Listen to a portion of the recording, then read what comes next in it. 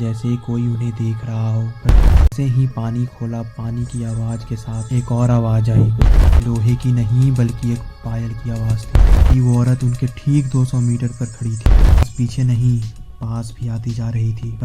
वही पायल की आवाज़। दादा बिल्कुल वो एकदम से पीछे मुड़े, नहीं अपना सर घर की तरफ किया। वो औरत ठीक दादा।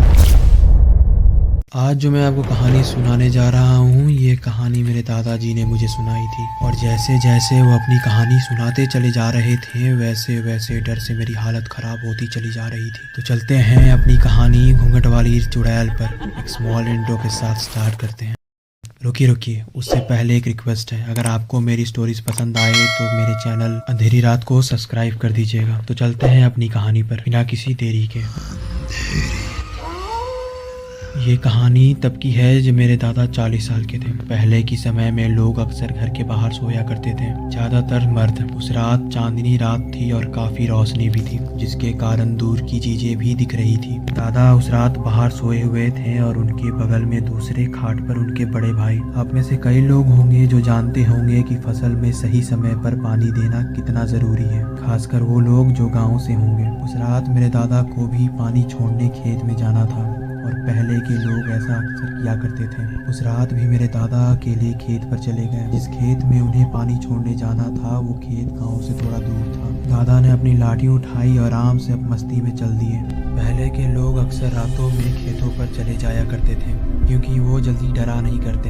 यहाँ दादा को वहाँ पहुँचने में लगभग 20 मिनट लग गए। जब वो वहाँ पहुँचे तो उन्हें थोड़ा अजीब लगा। उन्हें लगा जैसे कोई उन्हें देख रहा हो, पर ज़्यादा गौर न करते हुए वो अपने काम पर लग गए। उन्होंने जैसे ही पानी खोला, पानी की आवाज़ के साथ एक और आवाज़ आई, जैसे पानी के साथ कोई लोहे की चीज़ आ गई हो। वो झुककर पानी में देखने लगे, तभी फिर एक आवाज़ आई, पर इस बार वो आवाज़ थोड़ी साफ थी। ये किसी लोहे की नहीं बल्कि एक पायल की आवाज़ थी। दादा ने अपना सर जैसे ही आवाज़ की दिशा में घुमाया, वो शून्य हो गए। उन्होंने देखा 2 खेत छोड़कर एक औरत खड़ी है। वो लाल जोड़े में घूंघट किए खड़ी थी। दादा समझ गए कि वो किसी बुरी साया की चपेट में आ गए हैं। वो उस औरत से बिना कुछ पूछे घर की तरफ बढ़ गए, पर जैसे ही उन्होंने कुछ दूरी तय की, वो औरत उनके ठीक 200 मीटर पर खड़ी थी। दादा ने अपना रास्ता बदल लिया, पर वो जिधर जिधर जाए वो पीछे पीछे आने लगी। दादा ने गौर किया कि वो औरत धीरे धीरे बस पीछे नहीं पास भी आती जा रही थी, पर दादा अब थोड़ा तेज चलने लगे। वो औरत कभी उनके आगे आ जाती, कभी उनके पीछे। जैसे जैसे दादा चलते जा रहे थे वो भी तेजी से पास आती जा रही थी। तभी अचानक वो औरत दिखना बंद हो गई। दादा ने सोचा वो चली गई और उसे छोड़ तेजी से घर की तरफ बढ़ने लगे। दादा घर पहुंचने ही वाले थे, घर ठीक सामने दिख रहा था। दादा ने गहरी सांस ली, तभी एक आवाज़ आई, वही पायल की आवाज़। दादा बिल्कुल शांत हो गए, उन्हें पसीने छूटने लगे। उन्हें ऐसा लग रहा था जैसे वो औरत ठीक उनके पीछे खड़ी हो। उनकी हिम्मत नहीं हो रही थी कि वो पीछे मुड़कर देख लें, पर फिर भी हिम्मत करके वो एकदम से पीछे मुड़े।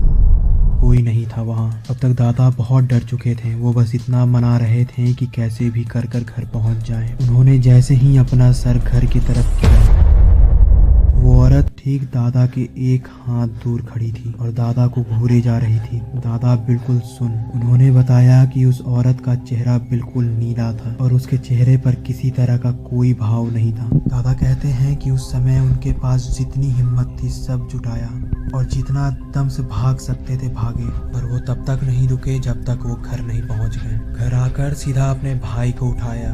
उनके बड़े भाई यानी मेरे बड़े दादा, वो एक बहुत बड़े पुजारी थे। वो इन सभी चीज़ों से थोड़ा भी नहीं डरा करते थे। उन्होंने भी उसे देखा, पर वो औरत घर से 200 मीटर दूर ही खड़ी थी और अचानक पता नहीं कहाँ गायब हो गई। दादा की हालत खराब थी। बड़े दादा ने उन्हें संभाला। आज भी दादा याद करते हैं उन सारी चीज़ों को तो उनकी रूह कांप जाती है। अगर आप उनकी जगह होते तो क्या करते? खैर, तो कैसी लगी आपको स्टोरी?